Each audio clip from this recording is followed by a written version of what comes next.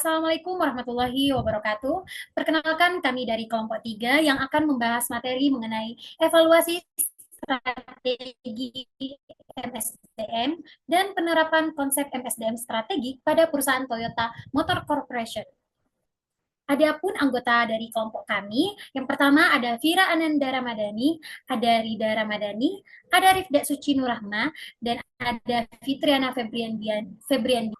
Next, untuk profil perusahaan Toyota Motor Corporation akan dibawakan oleh rekan saya, yaitu Rida Ramadhani. Kepada Rida Ramadhani, saya persilahkan.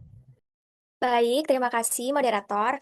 Nah, sebelum kita menganalisis lebih dalam Toyota, mari kita mulai dari profil perusahaannya dulu ya, teman-teman.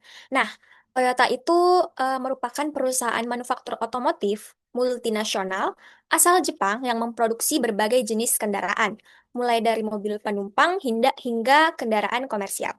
Nah, contohnya itu produk Toyota itu sebenarnya sudah sangat familiar di Indonesia ya, teman-teman. Kita mungkin sering lihat di jalan seperti produknya itu seperti mobil Avanza, Innova, terus Alphard juga merupakan produk dari Toyota. Nah, eh, Alphard ini sudah dikenal oleh masyarakat luas karena memang kualitasnya yang tahan lama dan efisien. Nah, selanjutnya kita ke visi misinya nih. Jadi, visi Toyota itu adalah menjadi perusahaan mobilitas yang berkelanjutan. Artinya itu Toyota tidak hanya fokus menjual kendaraan, tapi juga memikirkan masa depan transportasi yang lebih ramah lingkungan. Sedangkan misinya adalah menghasilkan produk berkualitas, memberikan kepuasan pelanggan, terus berinovasi, serta meningkatkan kesejahteraan karyawan.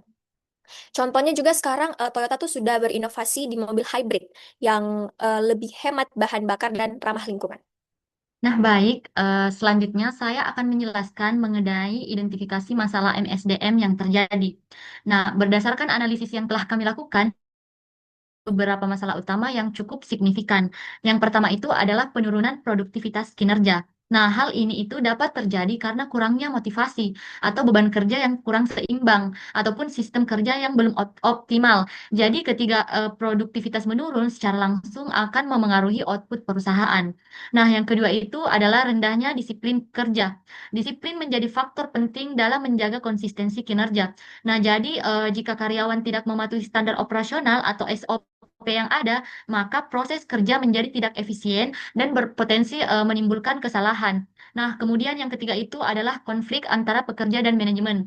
Nah, konflik ini biasanya muncul akibat kurangnya komunikasi, perbedaan kepentingan, atau ketidakjelasan kebijakan. Nah, jika dapat ditangani dengan baik, konflik ini tuh bisa memperburuk suasana kerja.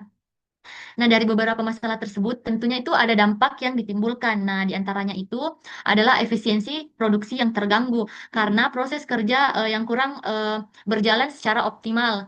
Nah, selanjutnya itu kualitas produk juga dapat menurun. Akibatnya kurangnya ketelitian dan koordinasi dalam bekerja. Dan yang terakhir ada hubungan industrial menjadi tidak harmonis, yang pada akhirnya itu dapat mempengaruhi stabilitas perusahaan secara keseluruhan. Nah, jadi oleh karena itu, identifikasi masalah ini itu menjadi langkah awal yang sangat penting sebelum menentukan strategi perbaikan yang tepat.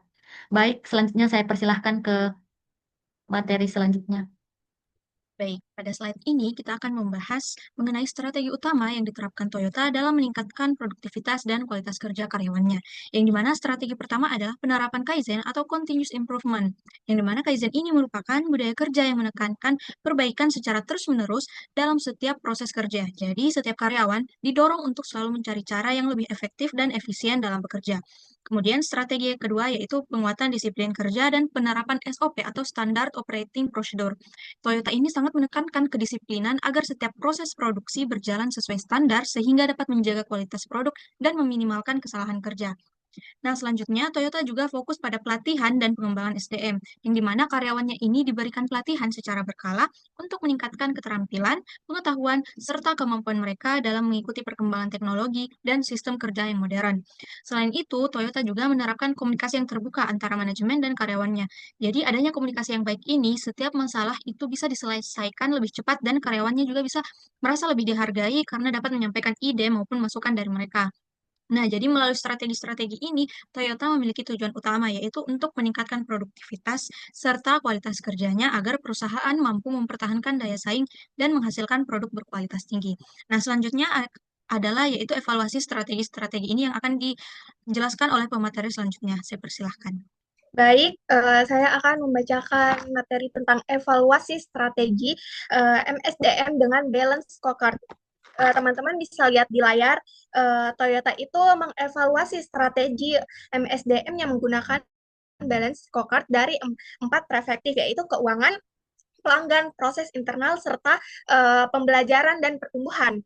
Nah, jadi pada bagian ini itu dijelaskan kalau Toyota sendiri memakai metode balance scorecard untuk melihat apakah strategi MSDM-nya mereka itu berhasil atau tidak.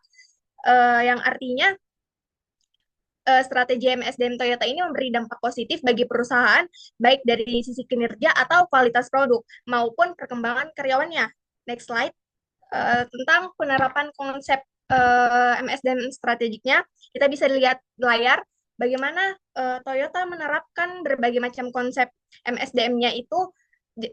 Pada bagian itu dijelaskan bahwa Toyota ada beberapa konsep penting dalam manajemen sumber daya strategik. Yang pertama itu strategic human resource management, yang maksudnya itu pengolahan karyawan disesuaikan dengan tujuan perusahaan supaya perusahaan itu bisa berkembang dan mencapai targetnya. Yang kedua itu talent management, yang artinya Toyota mencari pengembangan dan pertahankan karyawan yang mempunyai potensi dan kemampuan yang bagus. Dan ketiga yaitu performance manajemen, yang maksudnya itu perusahaan sendiri mampu mengatur dan menilai kinerja karyawan supaya hasil karyawan itu tetap maksimal. Lalu ada employee management, yang artinya Toyota membuat karyawan merasa lebih terlihat dan terlibat, nyaman dan memiliki semangat kerja yang lebih tinggi terhadap perusahaan. Dan terakhir yaitu sustainable HRM, yang maksudnya di situ tuh Toyota tidak hanya fokus pada keuntungan perusahaan saja, akan tetapi memperlihatkan kesejahteraan karyawan dan keberlanjutan perusahaan dalam jangka panjang. Dari sisinya itu maksudnya tuh begitu ya teman-teman. Jadi budayanya tuh gitu. Saya akan serahkan ke pemateri selanjutnya. Baik, selanjutnya pada bagian budaya kerja dan hubungan industrial. Toyota ini menerapkan budaya kerja yang disiplin, kolaboratif, dan berorientasi pada kualitas melalui prinsip Toyota Way, yang dimana budaya ini menjadi dasar dalam setiap aktivitas kerja di perusahaan.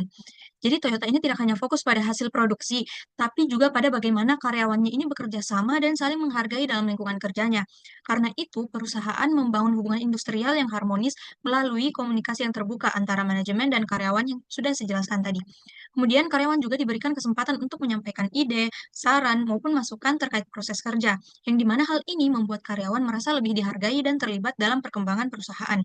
Jadi dengan adanya komunikasi dan kerjasama yang baik, employee engagement atau keterlibatan karyawan ini menjadi lebih tinggi, yang akan berdampak pada motivasi kerja meningkat, kerja tim menjadi lebih solid, dan produktivitas perusahaannya juga ikut meningkat. Jadi, budaya kerja Toyota ini tidak hanya berfokus pada disiplin dan kualitas saja, tapi juga pada hubungan kerja yang harmonis dan perkembangan karyawan secara berkelanjutan. Untuk materi selanjutnya, saya persilahkan pada pemateri. Baik, di sini saya akan menjelaskan mengenai evaluasi KPI atau Key Performance Indicator yang digunakan Toyota untuk mengukur keberhasilan strategi MSDM perusahaannya. Di mana ada beberapa indikator. Indikator pertama itu yaitu produktivitas karyawan, di mana Toyota ini menilai seberapa efektif karyawannya dalam menyelesaikan pekerjaan dan mencapai target produksi perusahaannya. Jadi, semakin tinggi produktivitas karyawan Toyota ini, maka semakin baik kinerja perusahaannya. Di mana ada juga indikator kedua, di mana indikator kedua itu adalah tingkat absensinya, di mana tingkat kehadiran karyawan menjadi salah satu penilaian yang paling penting karena disiplin kerja itu sangat mempengaruhi kelancaran proses produksi pada perusahaan Toyota. Kan seperti yang kita ketahui bahwa Toyota itu banyak memproduksi kendaraan-kendaraan yang ada di Indonesia maupun di luar.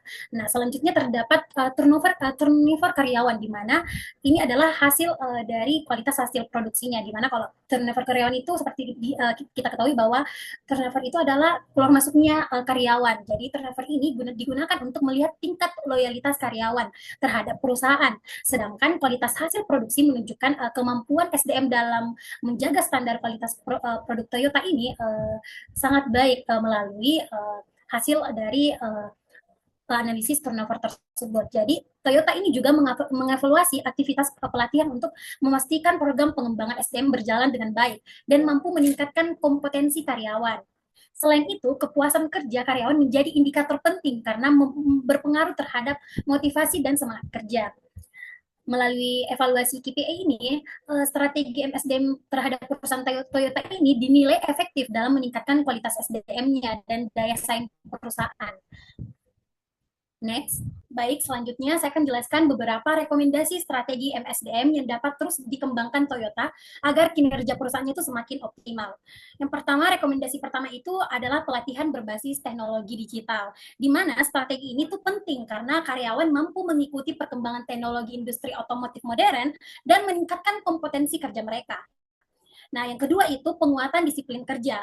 Nah, melalui penerapan aturan yang konsisten serta pemberian reward kepada karyawan, strategi ini tuh bertujuan untuk meningkatkan tanggung jawab dan produktivitas karyawan. Dan yang ketiga itu meningkatkan komunikasi internal antara manajemen dan karyawan.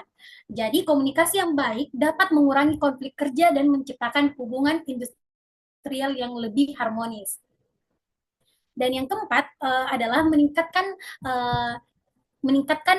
manajemen SDM-nya untuk keterlibatan karyawan dalam proses kerja dan pengambilan keputusan. Dengan begitu, perusahaan Toyota ini, karyawannya itu akan merasa lebih dihargai dan termotivasi untuk memberikan kontribusi baik bagi perusahaan.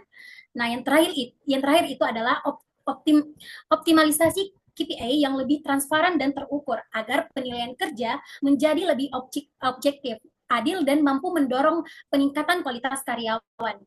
Baik, untuk kesimpulan dari materi ini adalah di mana perusahaan Toyota ini berhasil menerapkan strategi MSDM melalui budaya Kaizen, Kaizen and Manufacturing, dan pengembangan SDM yang berkelanjutan.